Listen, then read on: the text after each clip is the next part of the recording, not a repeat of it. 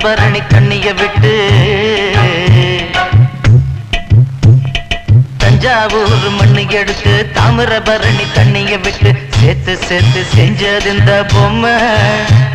இது பொம்மை இல்ல உண்மை. எத்தனையோ பொம்மை செஞ்சேன் கண்ணம்மா,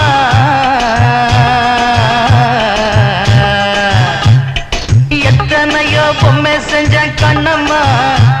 அடி அத்தனையும் ஒன்ன போல மின்னுமா, பதில் சொல்லம்மா.